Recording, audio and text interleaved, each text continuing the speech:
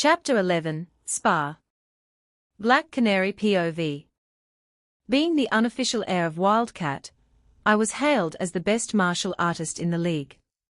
In an actual fight, I wouldn't stand a chance against the true powerhouses like Superman and Wonder Woman, but I could put up a decent fight. Which made me the ideal choice to train the new sidekick team.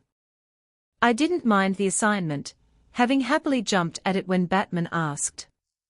Wildcat had trained me into the superhero I was today, and I considered it my duty to pass on the skills to the next generation. I had already started by training Eve, who was also on the team now. She had made great progress, diligently putting her all into whatever training I assigned her.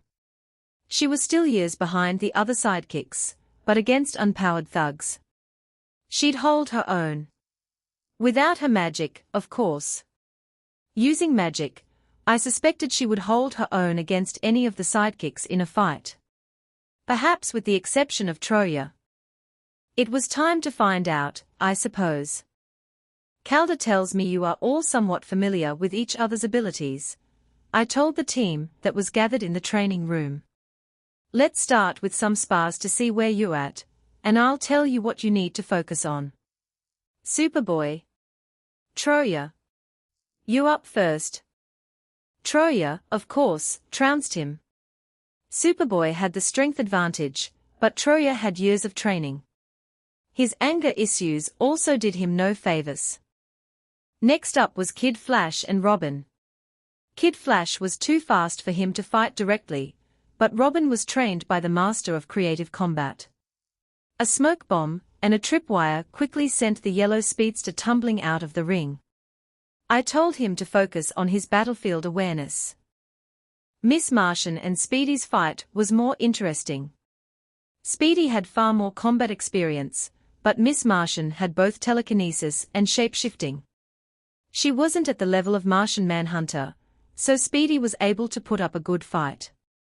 In the end, Miss Martian managed to let go of her hesitation and sent him out of the ring with a telekinetic blast.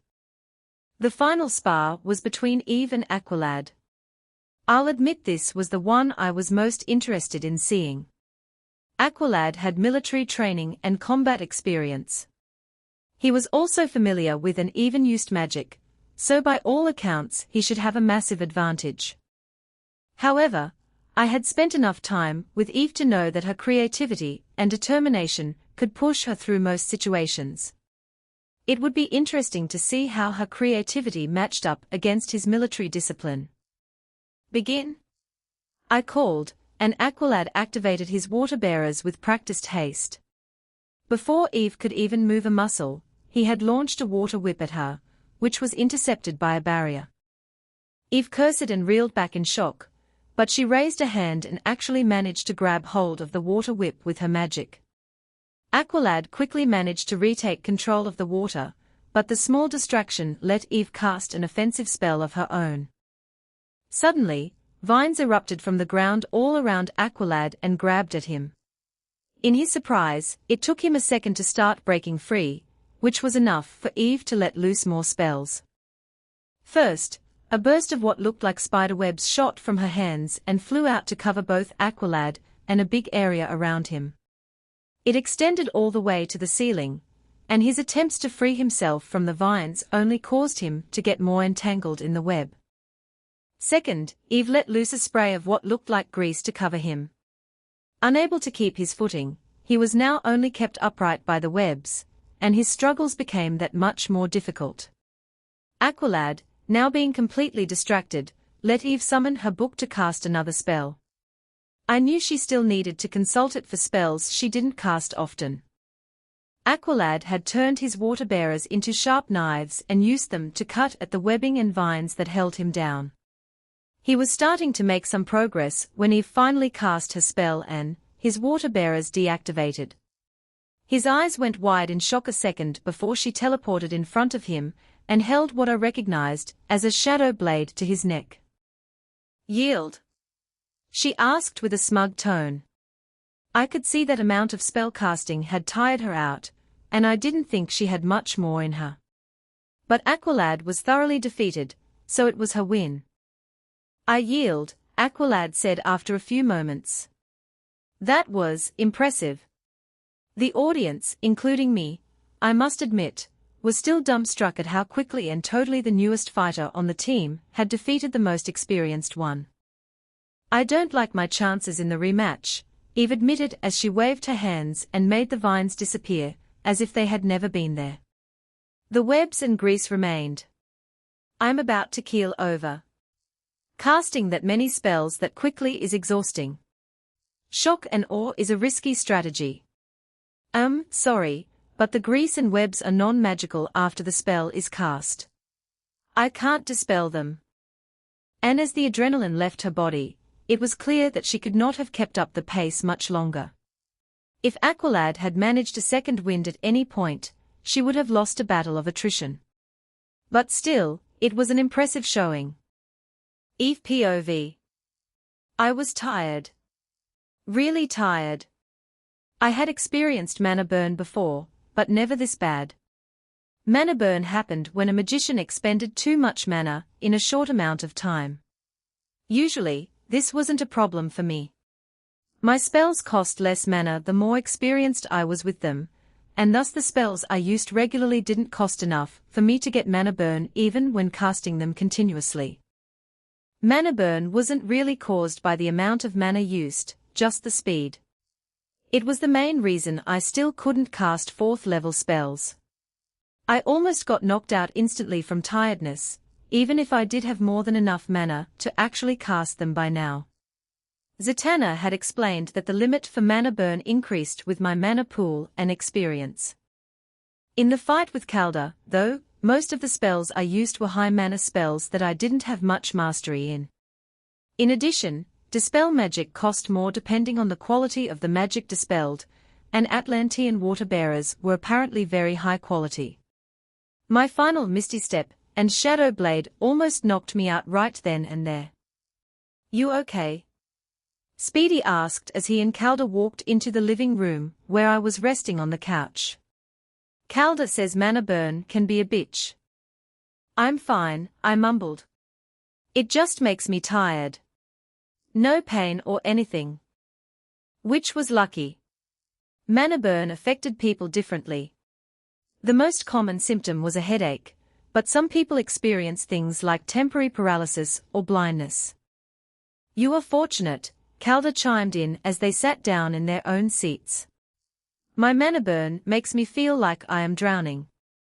It is why I have chosen to focus on martial aspects of combat rather than spellcasting. I know, I admitted. My sister's mana burn makes her reckless. I imagine that can be extremely dangerous in a fight. Sister? Sworn sister, I explained at Speedy's question. No blood relation. Zatanna, Giovanni Zatara's daughter. I heard you were close, Calder nodded. And recklessness can indeed be dangerous in a fight. I have heard of more than one warrior falling prey to it. Heh?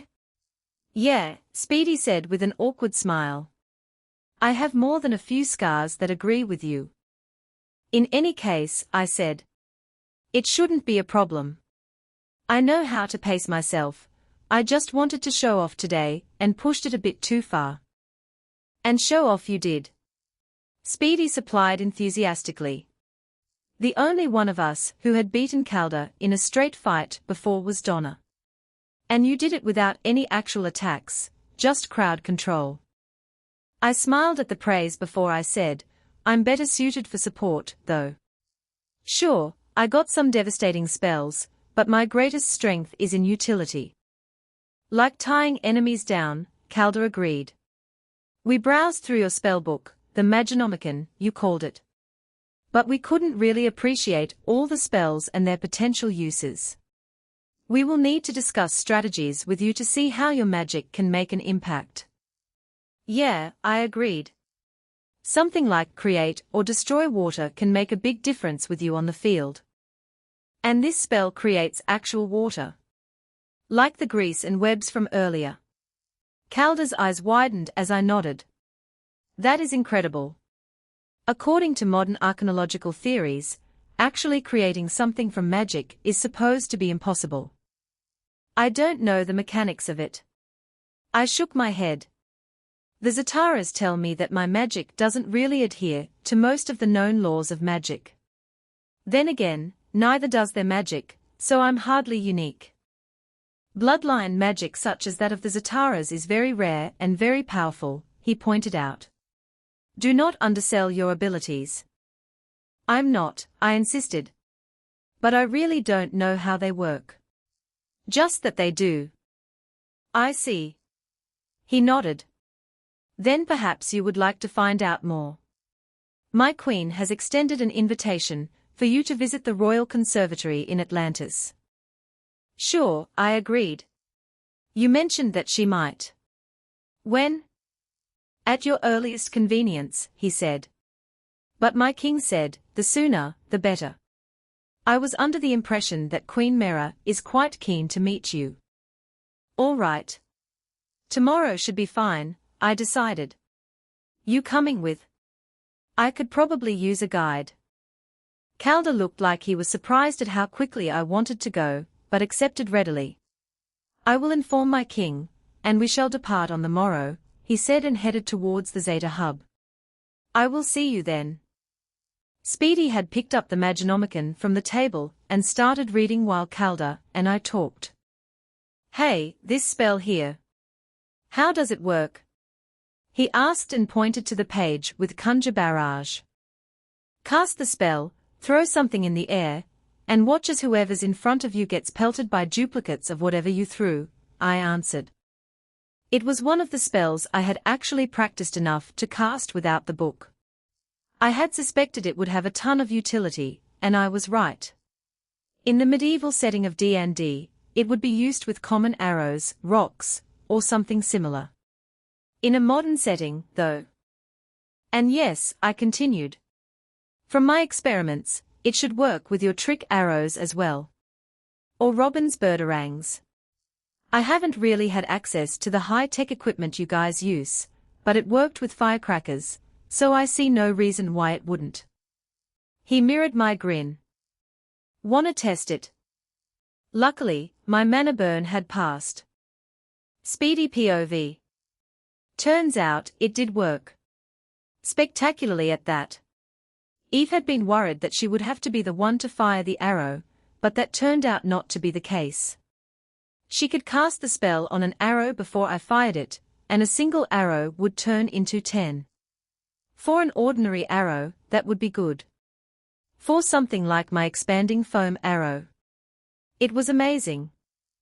Both of us were cackling like mad, as half the training room was now covered in hardened foam.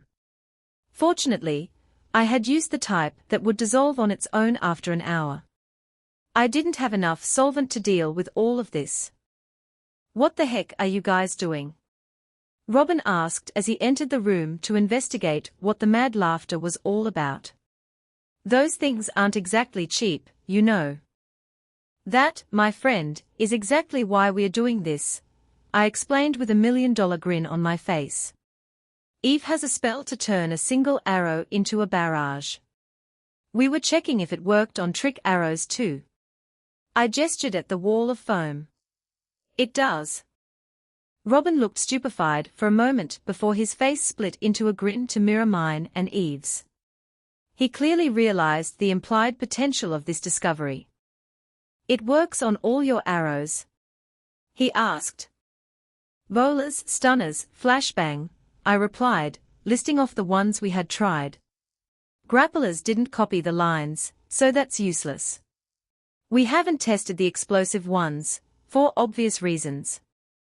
Should work, though, Eve supplied. The spell's only limitation is that the ammo can't be magical. Then she frowned before continuing, do you have trackers? I don't know how duplicating the signal will affect the software. Only one way to find out, I said and picked a tracking arrow from my quiver. Sending a barrage of trackers at a time would usually be pretty useless, but there might be a niche situation where it could be useful. Gathering the data now was important. I narked the arrow and Eve touched it briefly before I let it fly. It split into 10 a moment after leaving the string, turning it into a full barrage. I would never get tired of seeing that. Software is getting confused at the duplicated signals, Robin said. We decided having our trackers on the same frequency would be more convenient since we were on the same team, so he could follow them as well as I could. They are still tracking, though, he added. I'll update the software to deal with it. Man, this is insane, I reflected. With Eve on the team, my combat power had potentially increased many-fold. I'm not just an archer anymore, I'm a fucking arsenal. Eve's head whipped around to look at me. She was wearing an expression I had trouble reading. It looked somewhere between amused, excited, and nostalgic. What?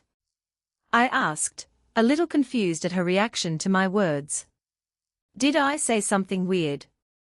Oh, nothing, she said in a mysterious tone. It's just a cool word. Hey, Robin's words interrupted my thoughts. He was grinning. Batman set up a Zeta tube in an old quarry in the middle of nowhere a few years ago.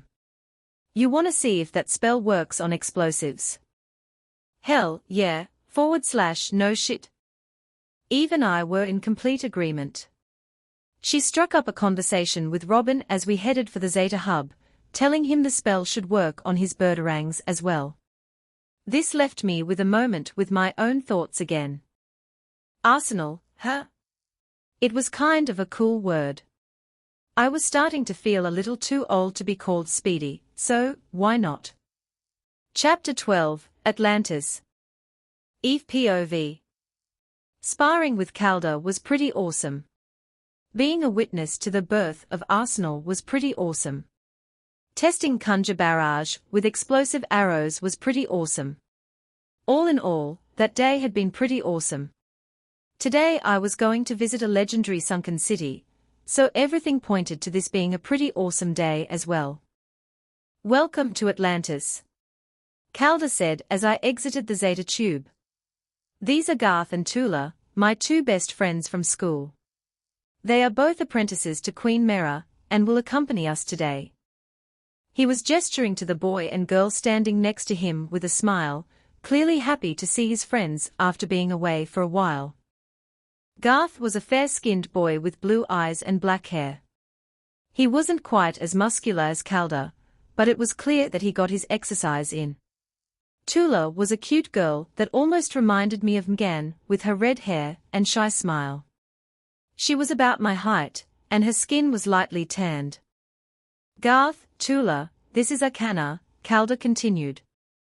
A new friend from the surface, a member of my team, and the one Queen Mera wished to see. Hey guys. It's nice to meet you, I said as I waved my hand in greeting. And just call me Eve. Greetings, Eve. Garth walked forward with a friendly smile on his face and extended his hand. Your reputation precedes you. Queen Mera has been pestering King Orin non-stop to bring you here ever since she heard stories of your unusual magic. I shook his hand before Tula came forward and we repeated the gesture. Don't let her hear you say that, Garth, she said before turning to me and adding, but, yeah. Your magic sounds really interesting. And your Atlantean is perfect, by the way. Ah, thanks, I replied with a sheepish smile. But I don't speak a word of Atlantean. It's a spell.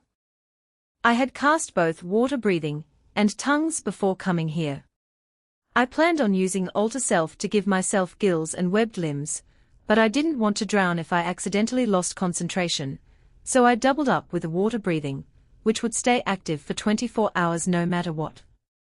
Tongues just made sense since I was going to a place where most didn't speak English. And it just got even more interesting, she said with a raised eyebrow before muttering to herself, magical knowledge acquisition. No, too much. Empathic connection. Forgive Tula, Garth said. She specializes in magical theory, and we rarely get to see bloodline magic like yours outside of old research papers. I was about to reply when Calder spoke. Perhaps we should get going. he said and gestured to the door, where a magical barrier kept the water out. The Queen would likely not appreciate being kept out of this conversation. Garth and Tula both turned a little pale, and quickly agreed. Do you need a water-breathing spell? Garth inquired politely. Nah, I'm good. I responded and cast Alter Self. The spell took care of most of the work, so all I had to do was think gills and fins as I cast it. As the spell took effect, I felt my hands, feet, and neck shift. Gark! I exclaimed as the spell finished. Kais is cho inch cho chacha chom chek inch chachek cho. My throat felt weird, and it was hard to make the sounds I wanted to. Instant flesh grafting. Tula exclaimed in amazement, and rushed forward to inspect my gills. I didn't really mind having the cute girl this close and stroking her hands across my skin, so I just let her. Unfortunately, Garth had other plans. Tula, he warned. You're being rude. And the Queen is waiting.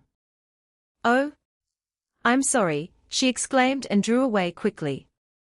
Ha chonch chinj. Gark? Chow cho cho chouch kai che shish. Try closing your gills, Calder helpfully supplied with an amused smile, and I experimented with muscles that I just discovered now that I paid attention to them. Chowish this. Gark? How is this? Much better, he said. You need to open them while underwater, though. All right, let's go see the Queen then, I said, smiling. Lead the way. Atlantis was beautiful. It looked more like a city from the future than ancient Greece, but everything ran on magic rather than electricity. If anything, I would describe the aesthetic as either punk. I noticed several different types of Atlanteans swimming through the streets. The most popular seemed to be a traditional mermaid type, with fishtails instead of legs. Triton grafts, Tula explained. Purebloods like me and Garth are actually pretty rare, but you'll find most of us here in Poseidonis. Other than purebloods, Triton grafts are the most successful adaptation, so they make up the biggest part of the population.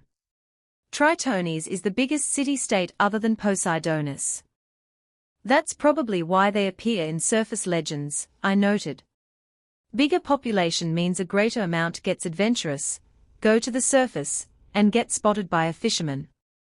You might be right, Tula agreed. I've never thought about that, but it makes sense. Calder. You're back. We turned to see an octopus graft approach us. At least that was what I assumed his adaptation was called, since he basically had an octopus with beady black eyes for a head. The rest of his body was humanoid, with pale grey skin. He seemed quite young, but it was hard to tell with his inhuman features. Topo. Calder called out with a smile. How are you? School going all right? I'm doing well in history, but I keep failing physical, Topo said with what I thought was a pout. Magic is going fine, but my family doesn't really have a talent for it. Bullies giving you any trouble? Calder asked with some concern, but Topo waved him off. It's fine. Some of the purebloods are still snooty with everyone, but they are not actively bothering anyone. That's good to hear, Calder said with some relief before gesturing to me. This is Eve, a friend of mine from the surface. Eve, this is Topo. He's a friend from youth school, that would be elementary and half of middle school on the surface, I think. Nice to meet you, Topo, I said with a smile and extended a hand. He took it readily, but eyed me with a confused look. Are you some kind of surface graft? He asked curiously. I thought all surfaces looked like purebloods. I'm a bit of a special case, I replied with a laugh. I am a magically altered human, so I suppose you could call me a Tiefling graft, but it really isn't the same as with you guys. Well, it's nice to meet you. A friend of Calder can't be a bad person, he said with what I think was a smile. Welcome to Atlantis. Thanks. I replied with a smile. This kid was pretty nice. Topo accompanied us on the trip to the Royal Conservatory, where we would meet Queen Mera. He was chatting happily with Calder, who was nodding along with a warm smile on his face. His inhuman features made him hard to read for me, but the iconic scene of a kid idolizing a nice senior was unmistakable. "Thanks for not freaking out," Tula said in a low voice that wouldn't reach the boys swimming in front of us. "I know full grafts like Topo can be disturbing to surfaces." "He was kinda right, you know," I said with a raised eyebrow. "I am pretty much a full graft myself, even if I have more human features. Treating him any worse than I want people to treat me would be the height of hypocrisy. We're kinda in the same boat. Besides, I always liked octopuses. Octopi. Octopod." She eyed me with a strange expression for a moment before saying, "You really are a good person." Topo left us to explore the campus when we reached the conservatory. It was basically the Atlantean version of a college, with dorms, classrooms, and research labs. Queen Mera was the headmistress. How she managed that while also being queen, I didn't know, especially since the king spent a lot of time running around as Aquaman. "My queen, your guest has arrived," Calder called out after knocking on the door of what I assumed was the headmistress' office. The door swished open by itself, and I could see Queen Mera rising from behind her desk with an excited smile on her face. She was wearing a scaly green skin-tight suit, and a fancy crown on her head. "Come, come," she said and gestured towards a sitting area in the corner. "I have been dying to meet you." I swam through the door and grabbed her extended hand in greeting. "It's nice to meet you, Your Majesty." "Please, call me Mera," she insisted. "Now, Arcana, would you please explain as much as you are willing to about your magic? I hear you can teleport at will. How does it work? How does distance affect it? How do you get around Irene's law?" It was kinda cute seeing a grown woman, and a queen at that, acting like an excited child. I put my hand up to forestall any more questions, though. "First, sure, Mera. Call me Eve. I'm not a superhero right now, so just use my name. Second, I'll explain all I can. Third, yes." I took a breath, which, oddly enough, didn't feel weird even if I was underwater. "It's a spell called Misty Step. I'll be able to do more complicated ones later, but that's the only one for now. Fourth, I have no idea. Fifth, no, but it's limited to 30 feet. The spells I will get later can go further, though. And finally, I finished my rant, what the hell is Irene's law?" We looked at each other for a moment before Mera's face donned a slight blush, as she spoke again. "My apologies, Eve," she said with a sheepish smile. "I get excited when it comes to magic. Especially bloodline magic such as yours." "It's fine," I said with a grin. "How about we start with this?" The Maginomicon appeared in my hand, and I handed it to her. "I permit Mera. This is all the spells I have access to. For now, I'm limited to the ones up to here. My actual knowledge of magic is basically mana goes in, spell comes out, so I'm afraid I can't actually give any explanations beyond that." "I see," she said, now with a concentrated look on her face, as she studied the Maginomicon. "Do you mind if I try to cast one of these? The spellcasting method is not too dissimilar to how conventional spells are cast, but the rune construction is completely foreign to me." "Go for it," I agreed. It didn't work for the Zataras, but they don't have much talent for conventional magic. Mera got a focused look on her face for a moment before she shook her head. "No luck," she explained before asking, "Would you mind me using some analysis spells while you demonstrate?" I had expected that result, but it added to our theory that my ability was similar to bloodline magic. In D&D terms, I guess that made me a sorcerer. Maybe I should start referencing my magic as a sorcery instead. "Sure," I agreed readily, and started casting. We kept discussing magic long into the night. Tula joined in, but both Garth and Calder asked to be dismissed. While very little of it applied to my spellcasting, I learned a lot about magic that day. Eventually, both Tula and I almost fell asleep in our seats, and we decided to call it a night. Tula invited me to spend the night in her room, which I happily accepted. Then I was invited to another meeting the next morning. I wondered how long I would end up spending in Atlantis. By recasting water breathing, I could stay here indefinitely, but would I look like a prune when I got back to the surface? Chapter 13, From the Stars. Eve POV. I ended up spending 3 more days in Atlantis. Fortunately, I did not end up looking like a prune. Not just talking about magic with Mera, but sightseeing as well. I even got to meet the rest of the royal family, King Orin and Prince Orm. I had already met Orin as Aquaman, of course. In the initial meeting and interrogation I had with the Justice League, I had told him that Orm was probably Ocean Master, but he was reluctant to believe me without proof. Mera had confided in me that she already had her suspicions, and that she was keeping a close eye on him. With me, he acted perfectly polite. Since he wasn't running around causing havoc then and there, I just did as Mera and treated him like I didn't suspect him of being a racist terrorist. He actually seemed like a pretty nice guy, if a little snobbish. I hoped this would turn out to be the one universe in which he was actually a good guy, but I wouldn't hold my breath. Tula and I became fast friends. She turned out to be a perky, but somewhat shy girl, reminding me a little of Mgan.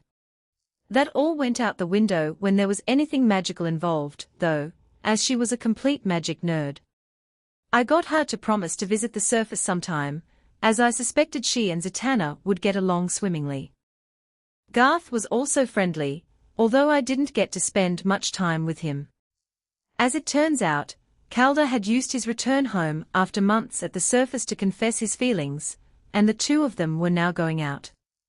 Since Calder would be going away again with me soon, they wanted to spend as much time together as possible. Something I couldn't begrudge them. That's good to hear, Superman commented as I told him about Calder and Garth. Aqualad is a solid kid. He deserves to have someone like that. Yeah, I replied. Garth seemed like a decent guy too. I'm happy for them. The day after I came back from Atlantis, Superman had called me and invited me to go patrolling with him. Seeing no reason to decline, I accepted, and we were now hovering above the city looking for trouble. I was using the opportunity to practice enhancing my senses with enhance ability, boosting my sight and hearing.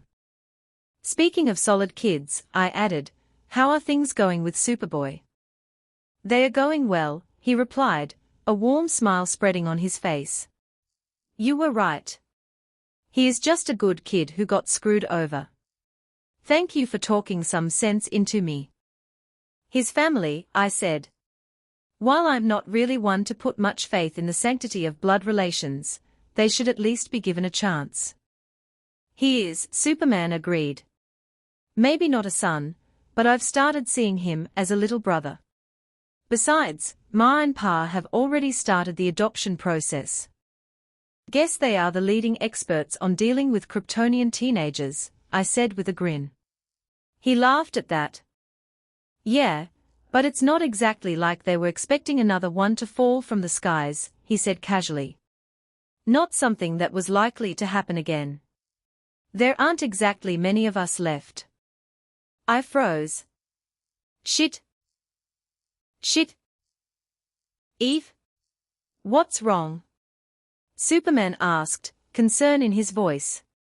He must have noticed my rising panic. Shit! I exclaimed. Shit shit shit shit shit. I forgot. I forgot. How could I forget? I was rambling now as I felt guilt and panic rise in my chest. Calm down, Eve, Superman tried to comfort me. He had moved in front of me, and was now trying to make eye contact as he held my shoulders. What did you forget? Whatever it is, it doesn't warrant this panic. Breathe. It does. I insisted. Kara. I forgot about her. Supergirl was probably my favorite DC character, and I somehow forgot about her with everything happening. Her story touched me more than any of the other superheroes. Going to sleep with her world burning around her, only to wake up not only in another place, but in another time as well. Her baby cousin, that she was supposed to look after, was all grown up, and what was supposed to be her purpose was gone. Then she rises above her fear and anger and decides to help others instead. She was the reason I wanted to be a superhero, for crying out loud. Kara, he asked. I'm not sure, wait. As in Kara Zor-El. My cousin. You know about her? Yes. From the Fortress records, he said. Her pod was supposed to arrive a little after mine, but since it didn't, it was assumed her pod never made it off Krypton. Are you saying she's here? His eyes had widened slightly by now. The realization that his cousin, another full-blooded Kryptonian, might still be alive. Stuck in orbit, I managed. He had managed to center me so my breath was coming out more evenly now. Probably. I don't know for sure, but that's the story I know. I knew, but I forgot, and now she's still stuck up there. We need to find her. Stay calm, Eve, Superman reassured me as my panicked guilt started to rise again. No one expects you to know or remember everything, and you're telling me now. If she's up there, she will be in suspended animation. No harm has been done. I managed to calm my breathing again. I knew logically that me forgetting this until now wasn't actually a big deal, but it felt like it. The poor girl was stuck alone in space, and even if she wouldn't notice the passing of time, I felt like shit for forgetting about her and leaving her there for even a moment longer. We will find her, he assured me. Both of the Green Lanterns are on Earth at the moment, and when their ring knows what to look for, they can easily scan the system. Everything will be all right, okay? I nodded hesitantly. It was his family stuck up there, but I was the one being comforted. I was pathetic. Let's get home for now, he continued. Metropolis can handle itself for one day. I felt like shit. Not only had I been in this world for over 2 months now, but I had spent one of those months with the Kents. I had even become Superman's sidekick. And still, I had somehow forgotten about Kara. The only reason I could find to explain my lapse in memory was that there were so many other things happening to me. After coming to this world, I had been busy. First helping out at the Kent farm, then sisterly duties with Zatanna and sidekick duties with Superman. Finally, I had my new friends and the team to worry about. I knew I had plenty of excuses, but still. Guilt was my constant companion over the past few days. Ngan could, of course, easily sense what I was feeling, and her worry made me feel even more guilty. Finally, 3 days after I had told him about Kara's probable survival, Superman showed up at the mountain.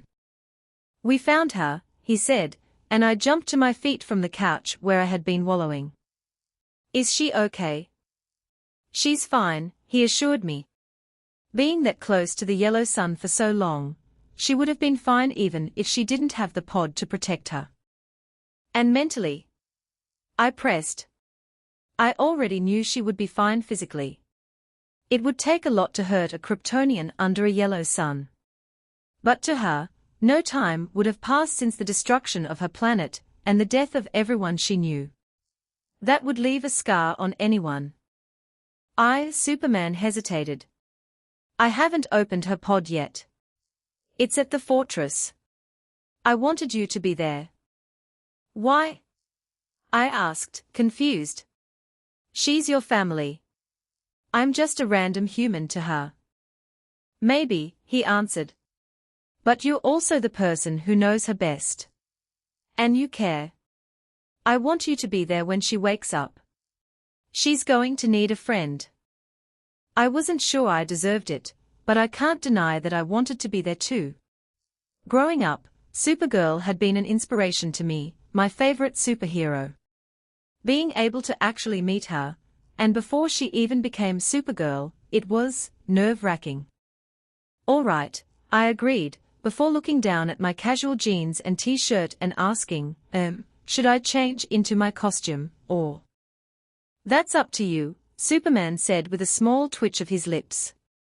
Do you want her to meet Arcana, or Eve? I hesitated for a moment before answering. I'll just be me. Let's go. Kal-El POV. Eve looked nervous. I was nervous too, of course. I had thought I was the last of my bloodline. The last Kryptonian. Now I was about to meet my actual cousin, whom I had believed to be dead. I was worried about what she would think. About me, about Earth, everything. But more than that, I was looking forward to having more family. After she talked some sense into me and I started to connect with Connor, I realized that I had been missing something in my life. True connections. I had tried to keep my life as Superman and Clark Kent separate, but having someone to share both parts of me was more liberating than I could have ever imagined. I hoped Kara could be someone like that too. Come to think of it, Eve was the one who pushed me to tell Lois as well. Of course, she had already known, but still. Being able to be open about it was a true blessing. I really had a lot to thank her for. Recognized, Superman, 01. Recognized, Arcana, B06.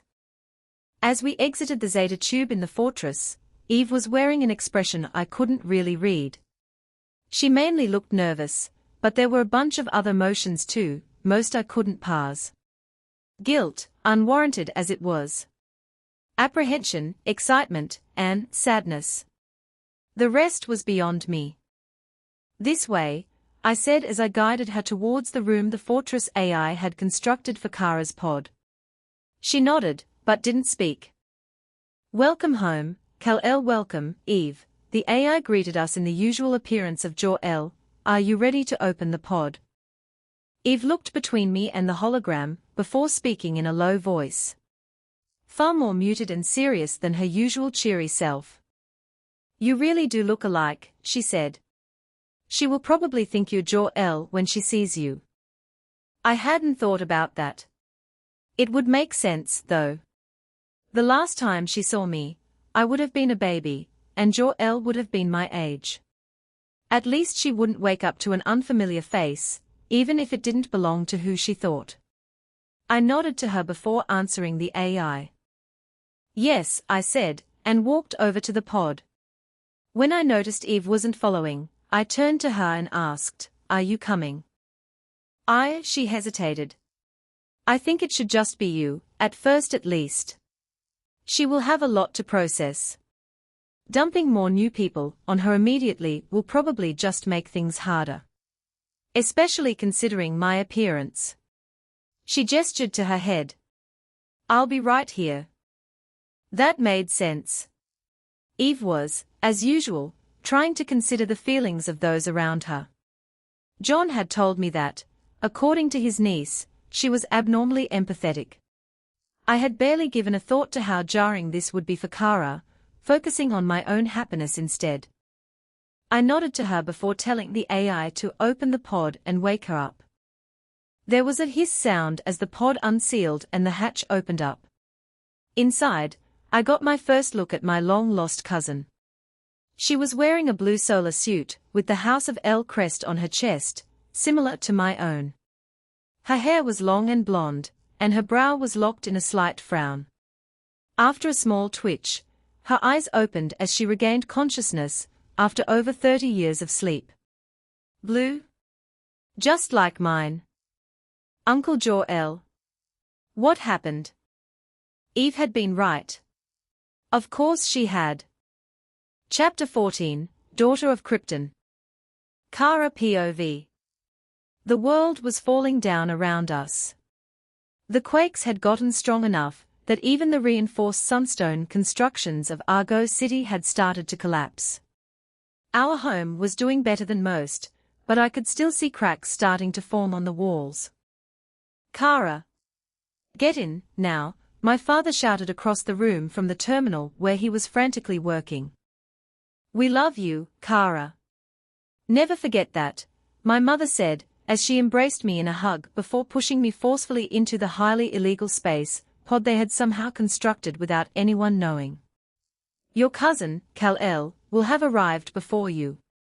You must take care of him as he grows up. Teach him about Krypton. What about you? I asked frantically. You will come after us, right? Mother just kissed my forehead before saying with a sad smile, goodbye, Kara. No. I shouted and tried to fight my way out of the small space I had been placed in, but the hatch had slammed shut. I felt the mental suppressors take hold and the world fade to black as I drifted off into a state of suspended animation. I fought it as much as I could, and at some point before I was completely out, I could feel a thud jerking my pod. But eventually, there was nothing I could do to resist the call of unconsciousness. After what felt like something between a second and an eternity later, I felt my eyes twitch open. In front of me was Uncle Jor-El, dressed in a blue solar suit similar to mine, but with a red cape on his back. He had also shaved his beard, for some reason. Uncle Jor-El. What happened? I asked before taking in my new location. We were in a simple sunstone room, without any form of decoration. I could hear a loud beating sound, 2 rhythmic tracks of doo-dum playing repeatedly. A little behind Uncle Jor-El stood a strange-looking creature. Where are we? I asked as I turned my attention back to Uncle Jor-El. He was looking at me with an expression that was much warmer than I had ever seen on him before. As he spoke with a strange accent as well.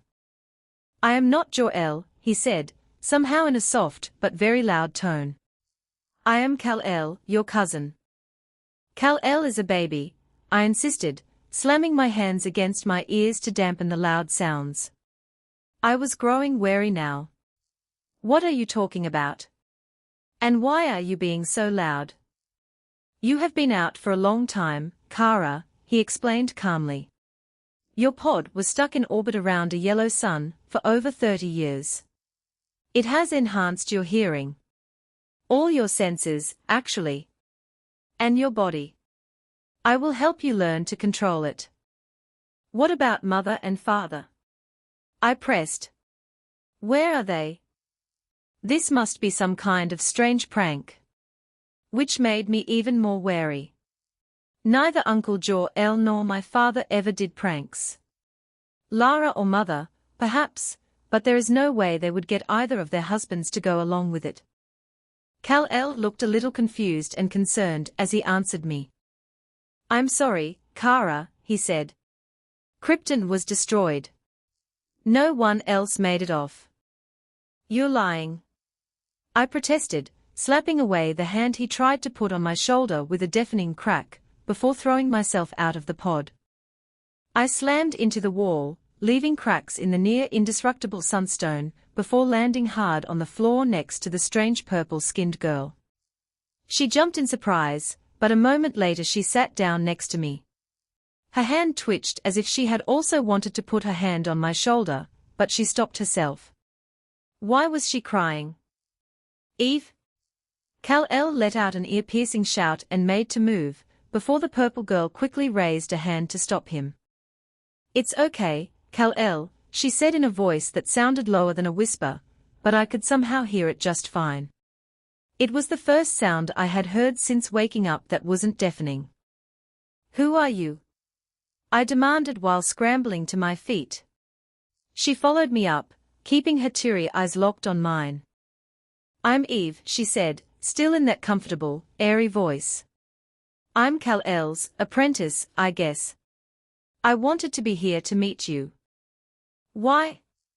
I demanded, trying to sound angry, but her soft voice and vulnerable expression made it hard to keep up. Why should I trust you? I don't know you. She hesitated for a moment before speaking again. Kal-El, Don't do anything, it's fine, she said to him before reaching out an arm to me. Grab my arm. Eve, Kal-El said in a warning tone. He was still a little loud, but Eve's soft voice must have made him lower his voice as well. It's okay, she insisted before making a small gesture, urging me to grab her forearm. I hesitated. I didn't know if this was some sort of trick, but I couldn't see how or why. If they had wanted to hurt me, they already would have. I reached out my hand and carefully grabbed her wrist, which snapped like a twig under my grasp. Eve? Kal-El called out, but she only let out a whimper as she lifted the finger of her other hand at him. I quickly withdrew my hand, shocked at how easily I had hurt the strange girl, who was now gritting her teeth in pain. She spoke again after a few seconds, but I could hear a whimper in it now. She was in pain. You are too strong, she explained. I can't hurt you, even if I wanted to. If you can't trust me, you should at least know that you hold all the power. I'm sorry. I stuttered out. I didn't mean to. It's okay, she assured me, with a weak smile. I knew this would happen. I can fix it. Look. She held up her broken arm for a moment before I heard some more cracking sounds, and she started flexing her fingers. See? She shook her now completely healed arm to demonstrate, a still weak grin on her face. No lasting harm done. I stared down at my hands for a moment before speaking again. How did I do that? I looked up at her. How did you do that? Kryptonian under a yellow sun, she reiterated what Kal-El had said earlier. And I can heal with magic. A broken arm isn't easy, but it's still within the scope of the spell. Please don't tear it off, though. Greater restoration is still a long way off. She managed another small smile, not as weak this time. I was too stuck in my own thoughts to notice it, though. Father had told me that the planet they would send me to, Earth, had a yellow sun. Kryptonian cells absorbed radiation and used it as sustenance. The radiation of a yellow sun had long been assumed to enhance us far beyond normal Kryptonian capabilities. So it's true? I asked, my voice barely more than a whisper. Eve's weak smile faltered. We are on Earth. And Krypton is. Without warning, she threw her arms around my neck. Her movements looked slow to what I now realized was, enhanced senses. It wasn't an attack. I could see her face distorted in worry and compassion. It was a hug. I'm so sorry, she whispered in my ear, barely disguised sobs between her words. It's all gone. I stood there for a few seconds, trying to make sense of her words before my tears joined hers, and I felt the grief of my entire species fall down on me. Eve POV. Kara and I ended up spending a long while on the floor just hugging each other. I had to heal up some cracked ribs a few times when she lost control of her strength, but I refused to let go. It was obvious that she needed this. Kal-El had realized that he was completely unprepared to deal with her trauma, and had left us to set up a more comfortable room. Sunstone was incredible, and half an hour later, when Kara had calmed down a bit, the AI projection of Jor-El had guided us into what looked like a high-tech crystalline living room. It would, of course, take Kara much longer before she would be anywhere close to all right. When we were sitting on the couch, and she was able to make coherent sentences between the sobs, I prodded her to talk about Krypton and her family and friends. I wasn't a psychiatrist by any means, and I didn't even know if the Kryptonian psyche was anywhere close to humans, but I tried to get her to talk. Talking about what she had lost should help her process it, and, hopefully, eventually, move past it. That was what my old psychiatrist had told me, at least. She told me about the massive sunstone constructions of Argo City and Kryptonopolis, and the breathtaking view of the Fire Falls. She told me of her friends, Talai and Thana, and how Thana would always chew them out for their antics, but follow along regardless. She told me about her family, Zor-El and Allura, and Jor-El and Lara. She started crying again when she told me how her mother had kissed her goodbye and her pod had closed, right before she woke up here on Earth. She fell asleep while crying, and I stayed right there with her on the couch. Kal-El had apparently realized that she would probably do better with a familiar environment, so he had the fortress make an entire apartment for her. The next morning, when Kara half-heartedly managed to drag herself into the shower, he approached me for a talk. "Thank you," he said, a little helplessly. I hadn't realized how much she would be hurting. "I don't think I do either," I said with a sad shake of my head. "My world still exists, even if I can't go back there. I don't want to, either. And I know this world, even if it's new to me. Kara, she's lost everything." "Will you stay with her?" he asked, nearly pleading. "Please, she needs you." "Yeah," I agreed with a glance towards the bathroom. "I'll stay as long as she wants me here." "Tell the team, will you?" Chapter 15, Flight. Eve POV. Over the next week, Kara did brighten up. A few smiles, here and there. She even managed a laugh when I cursed at the Kryptonian kitchen appliances. They just made no sense. Why would a blender look like a rice cooker? "It's a gastronomic atomizer," Kara explained. "You use it to make whatever you put in it come out sliced however you want. Just adjust the settings." Interesting.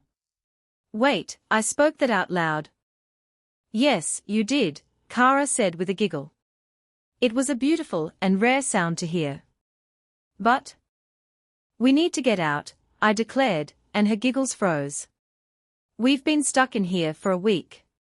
We need some air. To see the sun, stretch our legs."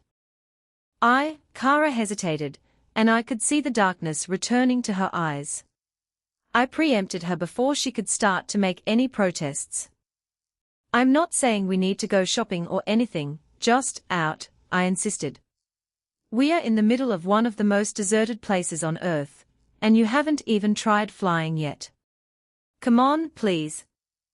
I had walked over and knelt down in front of her and stared at her with puppy dog eyes.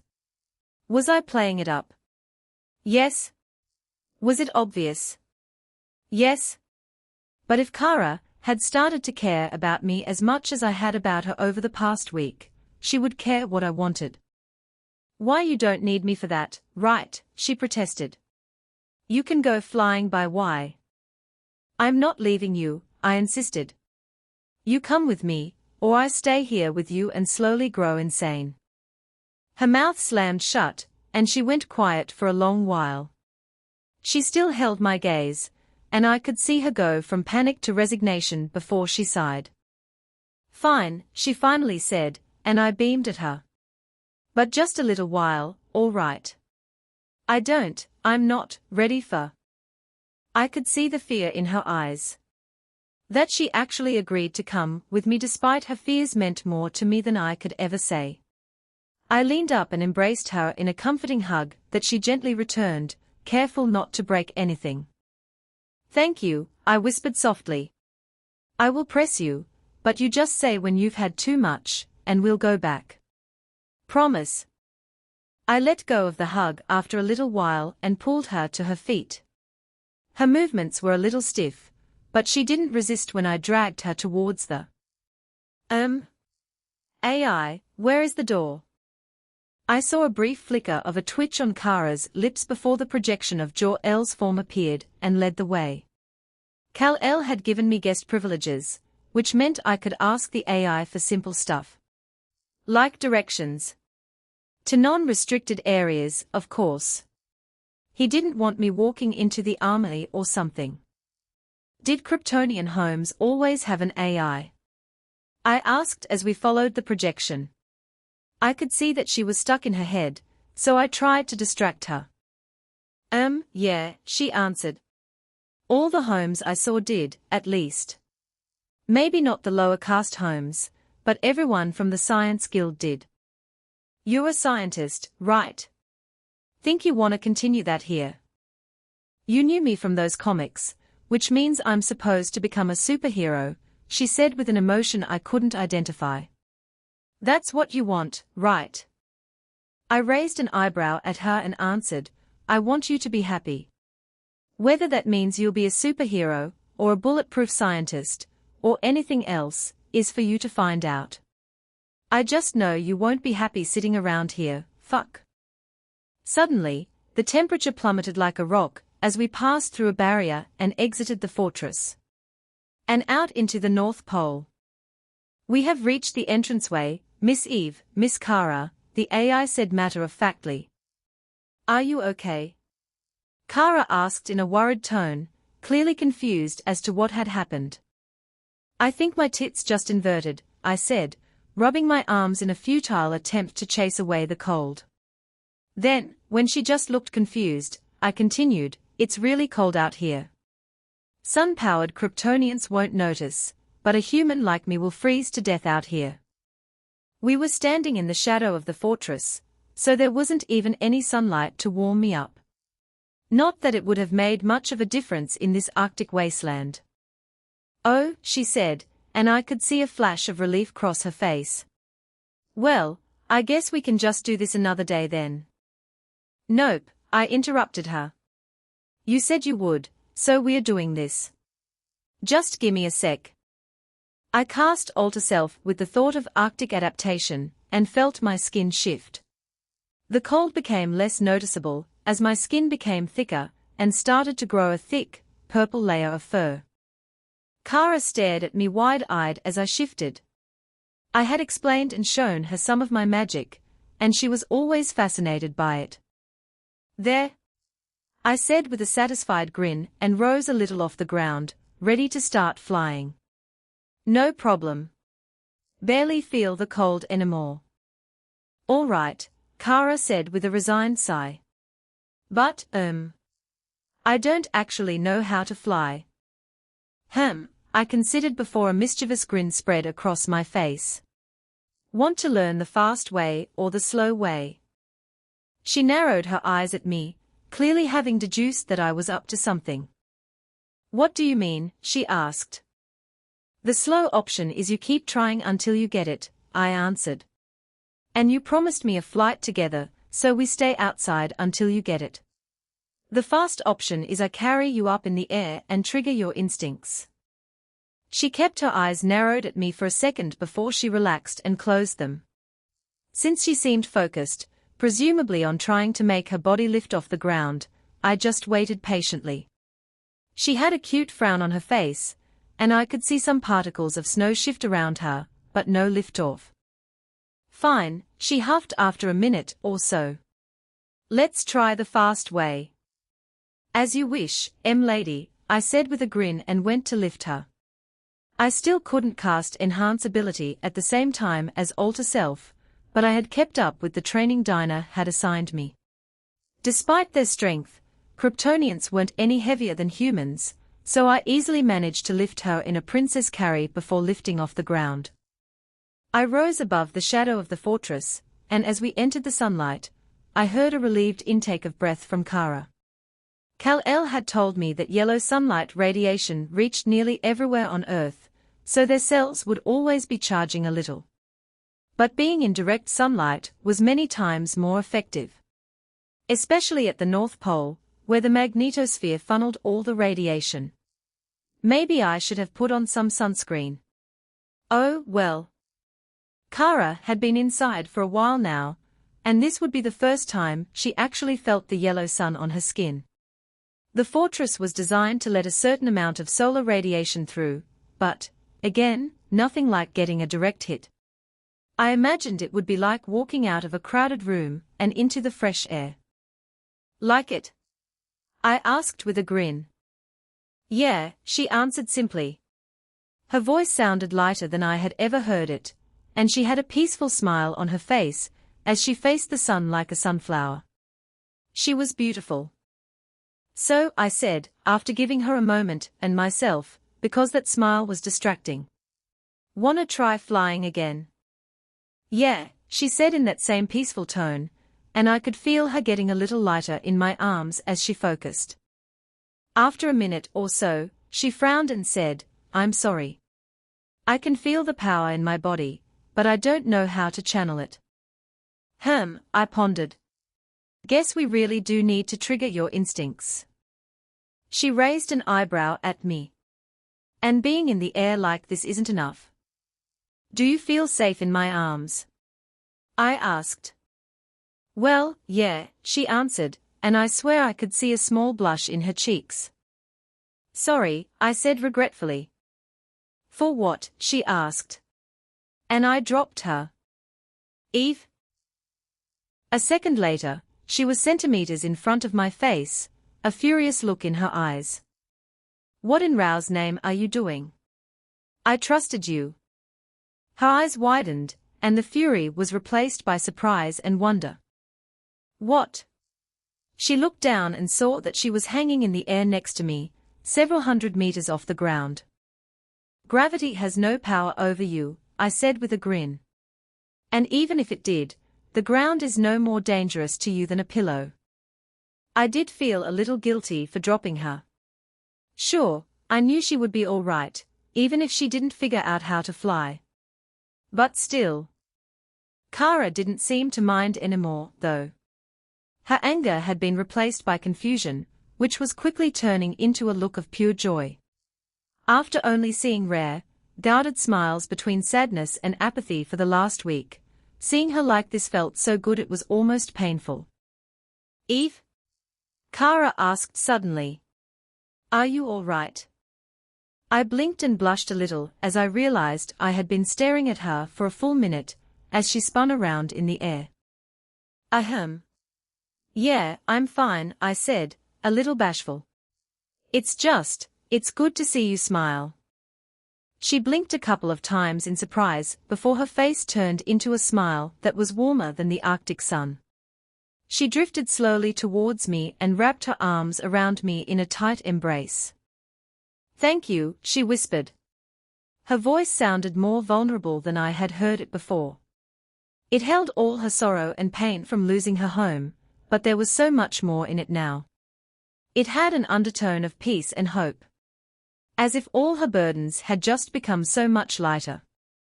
As she held me, I was powerless to do more than hug her back as tears froze on our cheeks. For once, they were happy tears.